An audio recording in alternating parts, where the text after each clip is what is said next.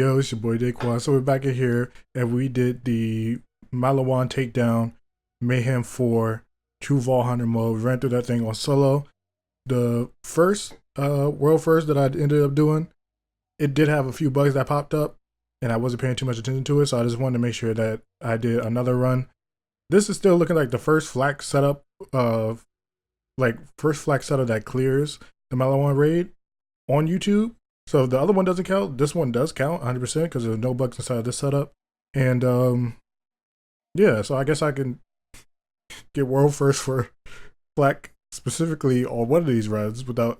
I guess this one would be the without bug run, and another one would be, I guess, a little bit of bugs run. So as you guys probably already played around with, Megavore doesn't work at all. So we have the tree tweaked for that. I actually had that inside the setup that I ran inside this video. So I actually tweaked the tree to become even better now, so that way you guys will be able to get that big old boost.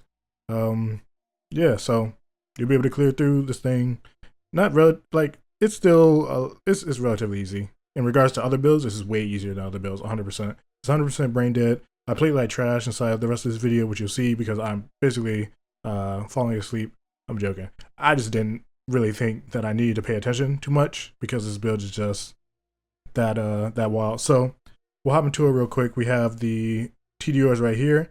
Now the TDRs, they come in different variations from purple down to green, actually down to gray actually. But you want to find the purple ones because when you do find the purple ones with Merv attached to them, when you throw those bad boys out, they're able to spawn these little grenades that attract the enemies, which you probably already saw before. And these things are going to do a lot of damage. You scale up with your magazine size. We're rocking 3 different TDRs inside the setup, so that way we have something for every element that we run into. It just does a ton of work, ton of damage. This scales up with grenade damage, splash damage as well. The initial throw can crit. It was working with Megavore when Megavore was working, and you can still throw it at the weak spot and still get the crit off the initial hit. The grenades do not proc Megavore, nor do they can crit though. They can crit if they hit the weak spot of the enemy. So that's good, but Megavore didn't seem to boost those up. From me playing around with them pretty extensively when I did my first setup for this build, this is just an upgrade to it. And that was like, I had that title like best and worst build that I ever played. Worst because it was kind of dry to play, and best because it was extremely good. This one is an upgrade to it overall. But yeah, these are 3 guns that we're rocking. Rocking this with the redundant face puncher. Face puncher is going to allow us to not only get our ammo back with the cut purse right here, but is also going to allow us to get our terror stacks, and the terror stacks are going to give us this damage reduction from here. So 10% first level, 20% second level, 30% next level, and then the transformer is going to give us a damage and fire rate. Damage is cool. The fire rate really doesn't help us out too much, and then transformer is a really good shield for the setup. If you do find a It's Piss grenade, you get that 20% bonus damage on your grenades and on your TDR throws in general. You'll be able to get way more value. I never used this grenade inside of the video, not to my memory. If I did end up using it, it was a complete waste of time because this doesn't really do much at all for us at all. So as long as you have the damage reduction, works out pretty good or pretty well. I'm not sure if you can stack the 2 same things for damage reduction. I have no idea. Might have to play around with that a little bit. Might become even more wildly broken. And then you can run something different than damage and fire rate if you really do want to for this setup right here. And then that's what we have for this slot. So right here, we're rocking the Cosmic Stalker. We're having the Hunter skill power increase. So not only is that going to help out our damage, it's also going to help out our TDR throws because we have second intention, which allows us to throw faster, which will give us more DPS because we're able to just chain throw and just do a ton of damage already. And that just makes it a bit more consistent. And since we have the infinite ammo inside the setup with this deathless, as well as infinite healing inside the setup, well, infinite ammo inside the setup with the deathless cut purse. The cut purse portion is the one that's giving us that little aspect of the build. You guys probably already know that, but there might be a few people that might get a little bit confused. So yeah, the cut purse is giving us infinite ammo in conjunction with the face puncher. Then the deathless portion is doubling up our transformer shield, which will allow us to heal well with the TDR, the shock TDR specifically, and get back all of our shields and make us an absolute monster. And then we're getting like even more effective HP off of the damage reduction right here. And we'll look into the rest of this tree and look at what else we have going here. So this tree This is a different looking red tree. So this thing is super duper optimized from my experience, you know, since I just ran that little thing. Crunched some numbers on all the good stuff. By crunching some numbers, I mean I looked at some numbers and it looked like this was better. I did I didn't put everything inside of a calculator, but this should be pretty optimized. We're rocking an interplanetary stalker. That's gonna give us a ton of damage as well as corrosive damage, which kind of makes the corrosive TDR a bit better in certain spots, even over the shock TDR, because you're able to get that bonus damage from the interplanetary stalker. So I have this right here. The no trades does nothing for us because we want our ammo to be reduced by the one. If we do have a point of this, it could make the build a little bit clunky and stop us from throwing out the grenades as often as we really do want to. Second intention, reload speed, mentioned that a little bit earlier, which means we are able to just chain throughout these big ol' attacks. And the not having the critical kill reload speed, well, we'll be able to get the critical kill reload speed just off of the natural Merv crits. It did help out a little bit when I did have Megavore and it was working to keep this up a bit more, but the change that I did end up making is going to end up giving us more benefit in the long run anyway. So Hunter's Eye right here is going to give us a ton of different damage bonuses. This thing is actually about half of the number that it shows for armor damage, but this is also a hunter kill skill apparently, so this gets boosted up by big game, gets boosted up by our Cosmic Stalker, and it just bumps this number up to a pretty good amount that allows us just to eat through everything as well. So this is a pretty good skill, better skill than I thought it was initially, because it does not say that it is a hunter skill, but it actually is one, so pretty wild. So head count, we're not really looking to crit. We barely can proc crits at will, basically, so this doesn't really do anything for us. We really don't care too much about cooldown.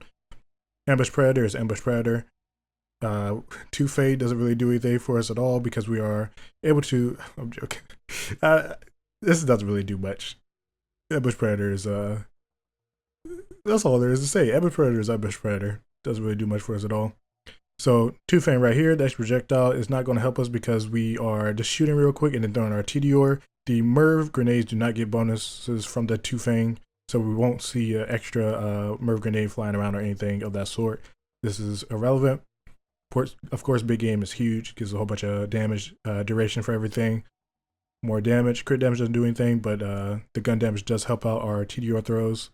And then we have Galactic Shadow. You might not need to have the 1.2 Galactic Shadow. The crit hit damage is completely irrelevant.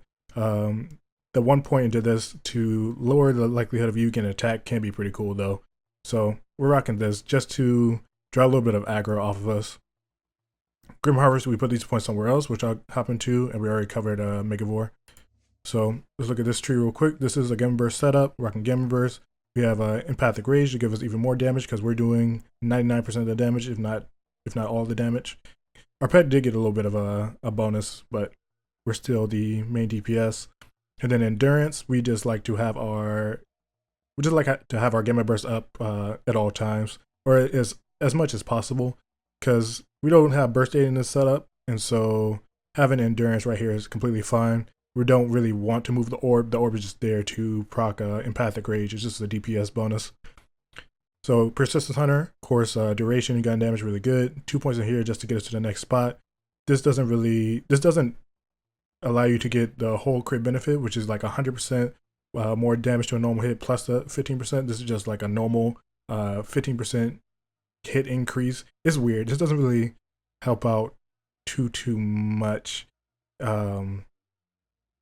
Yeah, that's just a random little tidbit about that. You want the 1.2 heat bite so that way you're able to get the reflection, and the reflection procs frenzy, which means that this gets boosted up by the hunter kill skill, well, by big game as well, because it is a hunter skill, so you're able to get a whole lot out of this, and it is really, really good for damage.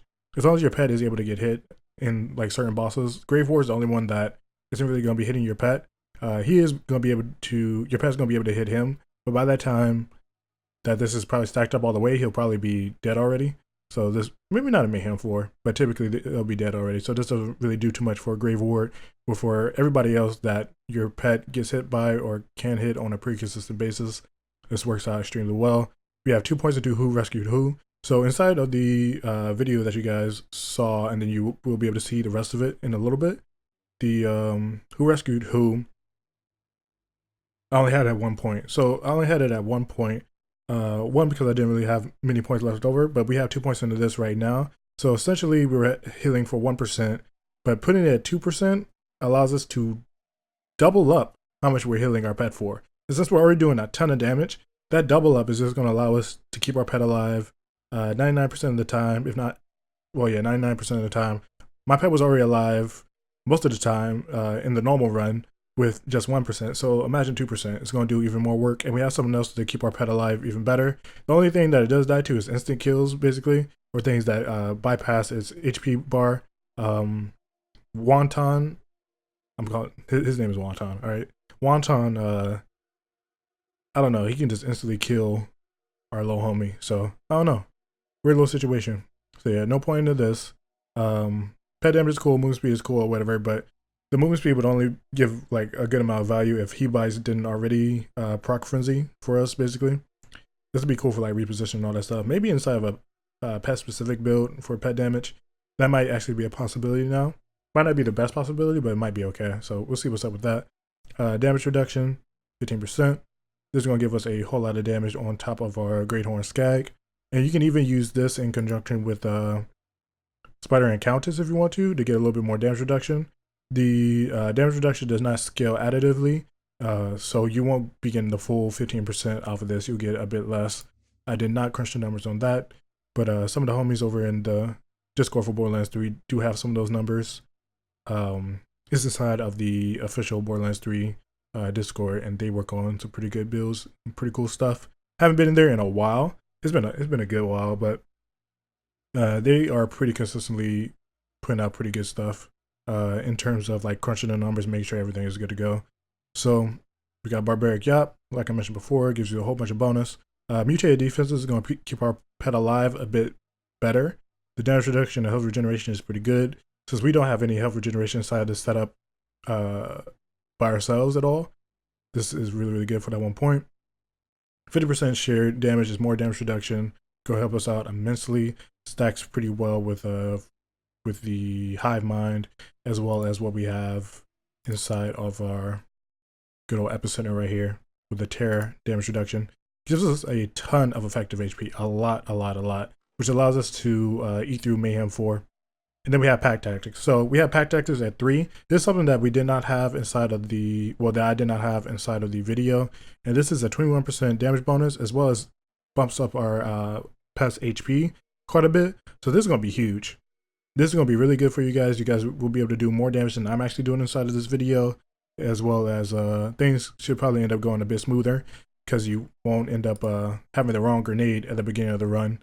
Where I think I was rocking the Merv. Yeah, I was running the Merv-tacular at the beginning of the run. I don't know how that happened. I don't know how it happened, just like I don't know how my voice just did whatever it just did. But yeah, that was the case. I was ended up getting downed a bit more often than usual, but the damage reduction is going to go ahead and fix that. And that is basically it for the tree. That's it for the build. I played it very brain dead, just like how I'm playing it brain dead with my wording right now. I just said prayed instead of played. Anyway, that is it for the video. For the build portion of it, you guys will be able to see the rest of the run if you do want to play around with that. You can jump around and see whatever you like for that portion of it.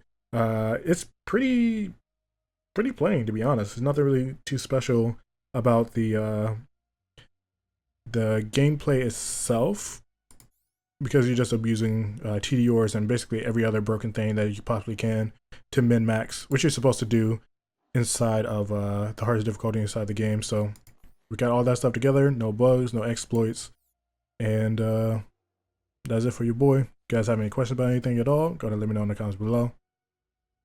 Peace out.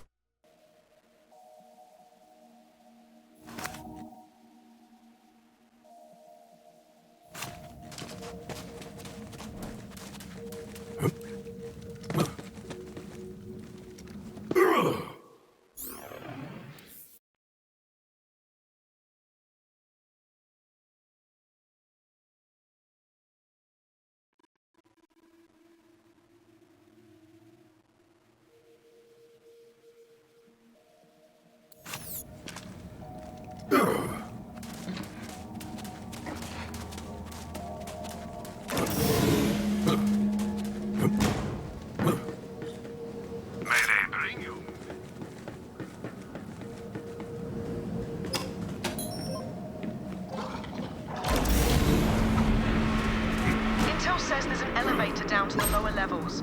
Make your way there and be ready for some heavy resistance. I'm counting on you, Vault Hunter. This place is supposed to be secure! Let's clear out these rats!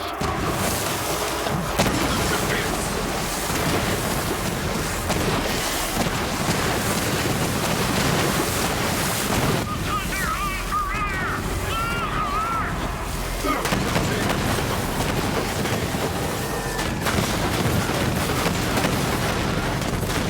Many to come!